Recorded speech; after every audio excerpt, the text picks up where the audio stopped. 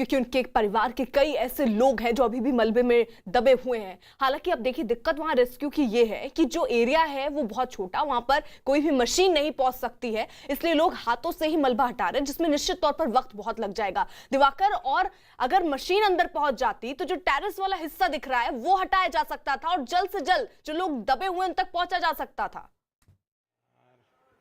दिवाकर, अभी गाड़ी तुम्हारी एक जगह ठीक शायद दिवाकर तक आवाज नहीं पहुंच रही। ज्योत्सना, यही सवाल मेरा कि ये जो टेरेस जो दिख रहा है, जो आप तस्वीरों में भी दिखा रही है, अगर उसको हटा लिया जाता तो जल्द से जल्द लोगों तक पहुंचना आसान हो जाता। अर्पिता, ये कह नहीं सकते कि टेरेस हटाना, क्योंकि टेरेस हटाना मतलब आप देख सकते हैं कि इमारत के चारों साइड जो है वो एकदम कंजस्टेड है, बहुत छोटी गली है। तो इमारत का अगर ऊपर वाला हिस्सा, जो टेरेस वाला हिस्सा, तो उसको पहले तोड़ना पड़ेगा, उसके बाद वो हटा सकते हैं। जेसीबी पहुंचनी पड़ेगी यहाँ तक, तभी वो टेरेस का हिस्सा तोड़ सकते हैं।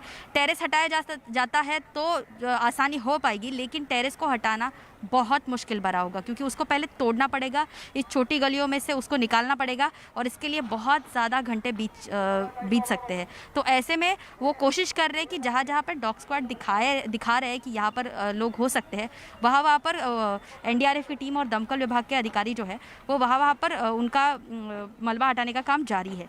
और दूसरी बात कि जो पोल है जो यहाँ पर इस साइड में हमको दिखाई दे रहा है कि जहाँ पर जेसीबी आ रहा है, वहाँ पर भी वहाँ पर ज़्यादातर लोगों को निकाला गया है, क्योंकि वहाँ पर अब तक 3 लोगों को रेस्क्यू किया गया है। तो ऐसे में उस साइड में हो सकता है कि वो स्टेप्स की साइड हो, और इसलिए वहाँ के हम देख भी सकते हैं कि वहाँ पर जो है वो सीढ़ियों की साइड है, तो वहाँ पर लोगों ने कोशिश की होगी भागने की, तभी ज़्यादातर लोग जो अभी तक जो 3 लोग रेस्क्यू कराए गए हैं, ज़ख्मी हालत में रेस्क्यू कराए गए, उन लोगों को उसी स्टेप्स के साइड में से, उनको सीढ़ियों के साइड में से निकाला गया है। तो इसीलिए पुलिस को या फिर वहाँ एनडीआरएफ टीम और जो बचाव कार्य करने वाली टीम है, उनको आशंका है कि वहाँ पर ज़्यादातर लोग मिल सकते हैं, कि वो जो वहाँ पर सीढ़ियों से निकलने की कोशिश। ज्योत्सना, मैं आपको रोक रही हूँ। न्यूज़ 18 एक्सक्लूसिव तस्वीरें किस तरीके से लोग वहां पर फंसे हुए हैं और रेस्क्यू टीमें लगातार युद्ध स्तर पर इस वक्त जुटी हैं लोगों को बाहर निकालने के लिए। किस तरीके से मलबे को देखिए वहां से हटाया गया और एक शख्स अंदर फंसा हुआ था, उसे धीरे धीरे करके खींचते हुए लोग नजर आ रहे हैं, खींचकर उसको बाहर निकाला गया है।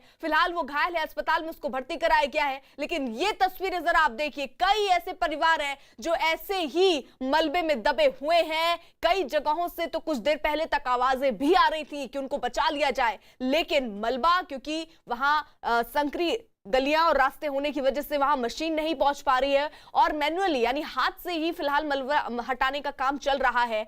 और इसके चलते कुछ वक्त जरूर लग रहा है, 6.5 घंटे से ऊपर का वक्त हो चुका है और अभी भी रेस्क्यू ऑपरेशन वहां पर चल रहा है, लोगों को निकाला जा रहा है। 21 परिवार बताए जा रहे हैं फंसे हैं, यानी अभी भी ऐसी जानकारी मिल रही है कि 60 से 70 लोग होंगे जो फंसे होंगे, उन्हें निकालने की कोशिश हो रही है। रेस्क्यू टीम हालांकि किसी तरह अंदर जाकर भी लोगों को खोजने की कोशिश कर रही है, धीरे धीरे मलबा हटाने की कोशिश कर रही है। तो उसके बाद देखिए किस तरीके का आलम वहां पर है, कैसे लोगों को इस वक्त निकाला जा रहा है और लोग भी बेहद दहशत में हैं, क्योंकि जो मंजर उन्होंने अपनी आंखों से देखा है शायद ही वो अपनी जिंदगी में कभी उसको भूल पाएंगे। दिवाकर हमारे साथ जुड़े हुए हैं। यानी दिवाकर, 36 साल पुरानी ये जर्जर इमारत, जिसके लिए कहा जा रहा है नोटिस भी लगा दिया गया था, क्या सिर्फ, मेरा पहला सवाल, नोटिस लगा देने से काम हो जाता है, जिम्मेदारी खत्म हो जाती है? और दूसरा महत्वपूर्ण सवाल, ये जो नोटिस था ये कब लगाया गया था?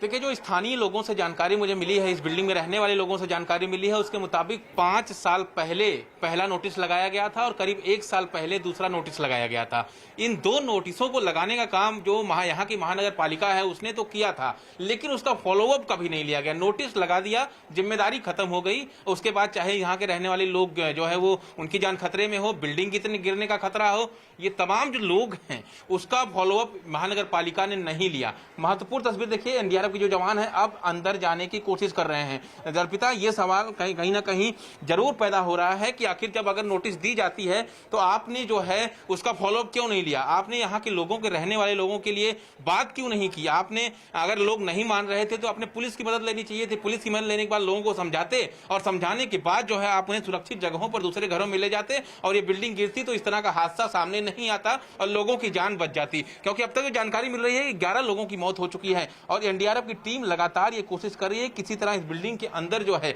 जो अंदर का हिस्सा है उसके अंदर जाया जाए और वहां से एक कोशिश की जाए कि जो लोग फंसे हुए हैं उन्हें निकाला जाए। और महत्वपूर्ण सवाल इस वक्त की सबसे बड़ा ये है कि आखिर जिस तरह से ये रेस्क्यू ऑपरेशन चल रहा है, क्योंकि जगह बिल्कुल नहीं है, रेस्क्यू ऑपरेशन में बहुत दिक्कतें आ रही हैं, और जिस तरह से दिक्कत आ रही है ये लंबा चलेगा रेस्क्यू ऑपरेशन, और जितना लंबा चलेगा उतना ही इसके अंदर जो लोग ठीक है फंसे दिवाकर, हैं, मैं आपको रोक उनकी रही हूँ, प्रणाली का जल्दी से रुक कर लेती हूँ। प्रणाली, 11 लोगों की मौत की खबर, कुछ लोग निकाले भी गए हैं, उस हिसाब से अभी कितने लोग इस मलबे में दबे हो सकते हैं?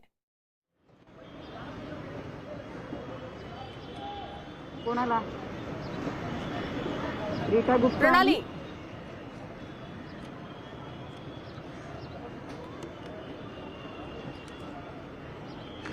बरं किती वाजता? तो शायद प्रणाली तक आवाज नहीं पहुंच रही है। दिवाकर का रुख कर लेती हूं। दिवाकर, आपके पास क्या जानकारी मिल रही है, कितने लोग अभी फिलहाल मलबे में दबे हो सकते हैं? देखिए, जो म्युनिसिपल कमिश्नर है थाने के, उन्होंने साफ तौर पर आधिकारिक जो बयान दिया था कि 80 से 100 लोग, उसमें से 3 लोगों को अब तक रेस्क्यू किया जा चुका है। किसी पिछले 4 से 5 घंटों में 3 लोगों